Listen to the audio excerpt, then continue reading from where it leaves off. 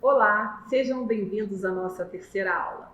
Hoje nós vamos falar de emergências clínicas. Esse assunto é vasto e tem diversas nuances que nós temos que nos atentar. O objetivo aqui é saber identificar algumas emergências clínicas, prestar o primeiro atendimento de forma precisa e eficaz. Vamos falar sobre síncope, mal súbito, vulgarmente conhecido como mal súbito, acidente vascular cerebral, dor torácica, crise convulsiva e desmaio. Síncope, desmaio. Perda transitória de consciência devido à hipoperfusão cerebral. Início rápido, curta duração, 1 a 2 minutos. Recuperação completa, espontânea. Pré-síncope, ela é semelhante à síncope, porém sem perda da consciência. Pode surgir palidez, sudorese, tonteira, fraqueza, alteração visual, podendo evoluir para síncope. Algumas causas que podem gerar a síncope e o desmaio. A diminuição abrupta da pressão arterial pode levar a síncope. A vítima, ela precisa ingerir água. O paciente que não tem a ingesta hídrica adequada, bebe pouca água, não consome nenhum tipo de sal, muito pouca quantidade de sal, ou levanta abruptamente, fica de pé abruptamente, ele pode vir a desmaiar ou apresentar sintomas da síncope. Alguns medicamentos podem levar ao desmaio ou à síncope pela queda da pressão. Também temos que pensar nas situações de síncope por situação. Situacional, né? Aquele paciente que apresenta um nível de estresse aumentado, medo, angústia. A ortostática, que é quando ele levanta abruptamente e o fluxo sanguíneo não oxigena adequadamente o cérebro. A cardiológica, a cardíaca, por conta das arritmias. E a neurovascular, aquele paciente que pode apresentar um ataque isquêmico transitório.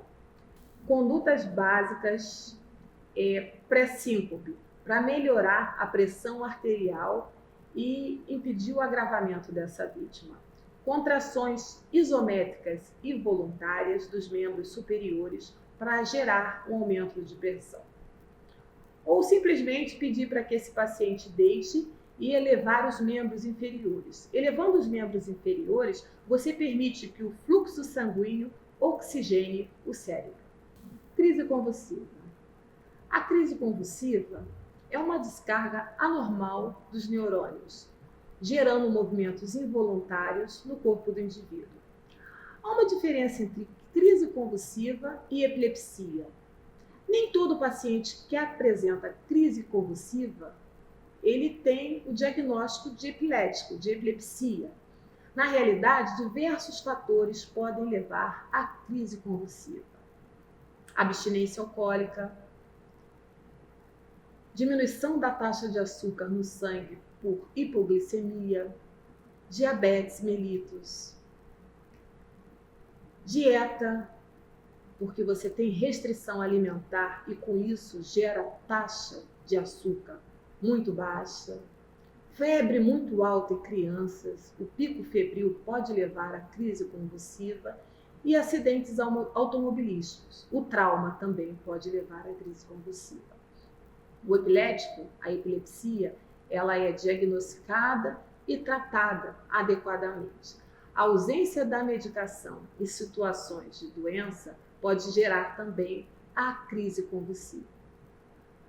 O indivíduo que é usuário de drogas, quando ele tem o afastamento desse entorpecente, também leva à crise convulsiva. Então, temos diversos fatores onde devemos traçar condutas adequadas para o melhor atendimento. Nos adultos sem história pregressa de crise epilética, o acidente vascular encefálico é a etiologia subjacente mais comum de crise. Atenção! Crise convulsiva em adultos que nunca convulsionaram pode ser acidente vascular encefálico.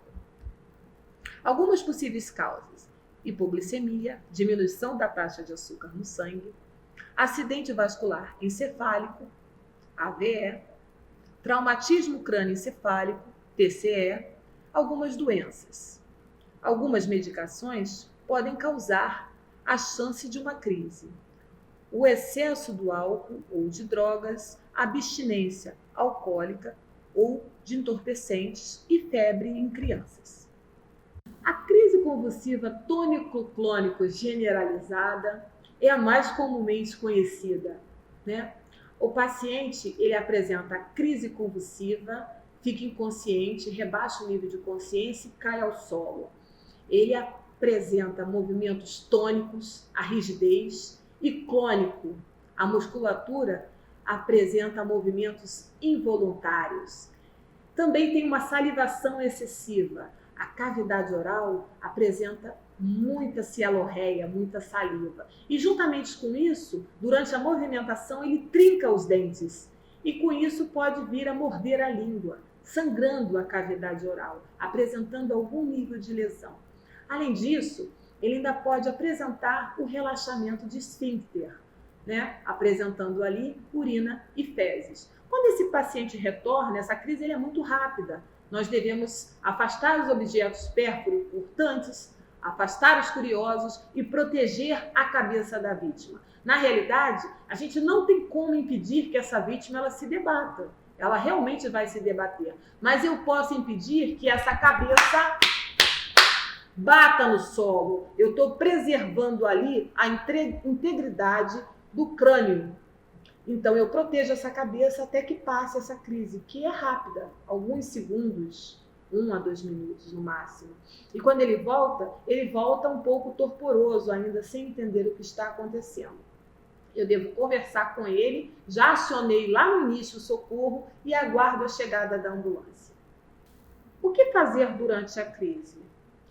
Devemos avaliar a segurança da cena. A segurança é primordial. Não podemos esquecer do EPI, Equipamento de Proteção Individual. Na abordagem a essa vítima, devemos atentar para a proteção da cabeça dessa vítima, para impedir a incidência de traumatismo, principalmente o trauma na cabeça.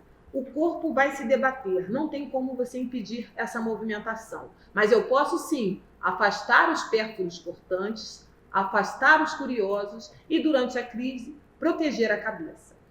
Quando esse paciente acaba esse episódio, eu tenho que estar ali buscando com as pessoas próximas, quem conhece ele, se ele tem histórico de epilepsia, se faz uso de alguma medicação, quanto tempo durou esse episódio da crise, se você chegou, ele já teve algum outro episódio. A crise média ela dura de 1 a 2 minutos, considerado normal. Uma crise com 5 minutos ou mais indica um índice maior de gravidade. Não devemos deixar a vítima sozinha. Se necessário, peça ajuda. Já acionamos o socorro. Nunca jamais, em tempo algum, coloque objeto na boca da vítima. Eu posso agravar ou posso obstruir a via aérea. Quando eu coloco algum objeto, ele pode fechar a boca durante o movimento da crise e prender meus dedos, romper minhas falanges. Ou mais, eu posso estar empurrando a língua e projetando ela para a parte posterior, fazendo uma obstrução de vias aéreas. Hipoglicemia.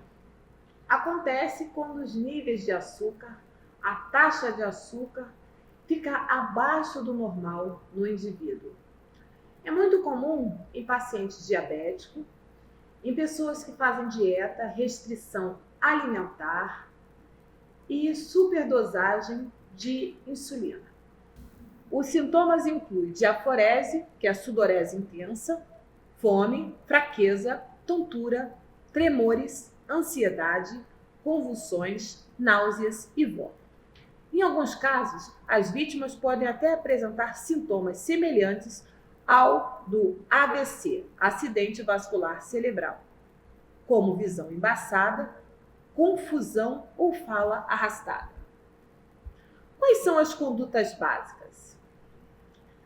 Devemos orientar o paciente e perceber a possibilidade da diminuição da taxa de açúcar no sangue. A glicemia deveria ser feita, mas nem sempre a gente tem acesso a esse recurso, que é o teste da taxa de açúcar. No atendimento pré-hospitalar, a conduta adequada quando o paciente começa a apresentar algum possível sintoma, se ele tiver condições de ingerir alguma coisa adoçada, algum líquido adoçado, devemos oferecer. Mas se ele tem a possibilidade de rebaixamento do nível de consciência, nunca jamais em tempo algum devemos oferecer nenhum líquido, pois tem um risco de aspiração. Acidente vascular cerebral. No acidente vascular cerebral, há interrupção do fluxo de sangue para uma porção do cérebro. O paciente apresenta déficit neurológico, distalação súbita e ou rápida evolução. Dessa forma, podemos observar sintomas variados dependendo da área cerebral acometida. Fala e marcha. O acidente vascular cerebral, ele pode se apresentar de duas formas. Ele pode ser isquêmico e hemorrágico. A maior incidência é o acidente isquêmico, 80% dos casos, onde nós temos uma interrupção do fluxo sanguíneo. Já no hemorrágico, nós temos a ruptura desse vaso, acometendo ali uma área, uma estrutura cerebral. Acidente vascular cerebral. Temos a escala pré-hospitalar de Cincinnati, onde podemos avaliar a fala, a simetria facial e a motricidade. A alteração de um desses parâmetros é um indicativo, é uma probabilidade do acidente vascular cerebral. Se tivermos dois indicativos, é uma incidência maior. De acordo com a ilustração que vamos demonstrar, a escala pré-hospitalar de Cincinnati, nós devemos usar a sigla mnemônio SAMU.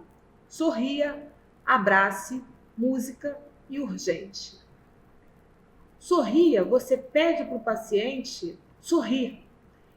Se ele te apresentar uma queda da comissura labial, é um dos sinais clássicos de presença de acidente vascular. Abraçar, você pede para ele elevar os membros superiores e abraçar. Se ele tiver uma queda de um dos membros superiores, apresenta a perda da força. Ou então você pode simplesmente pedir para ele apertar a sua mão. Se ele não apresentar força em um dos membros, é um dos sinais clássicos de acidente vascular. Você também pode pedir para ele citar uma frase ou cantar um trecho de uma música, ou até mesmo usar aquela frase, o rato roeu a roupa do rei de Roma. A dificuldade na fala também é um indicativo. E urgente é, o quanto antes devemos ligar para a ambulância para o socorro de emergência. Acidente vascular cerebral, sinais e sintomas. Queda facial, como testar? Pede-se para o paciente mostrar os dentes e sorrir. O normal, ambos os lados da face se movem igualmente. A normalidade é que um dos lados da face não se move tão bem quanto o outro. Ele apresenta uma queda de comissura labial. Segundo sinal e sintoma, a debilidade dos braços. Como devo testar?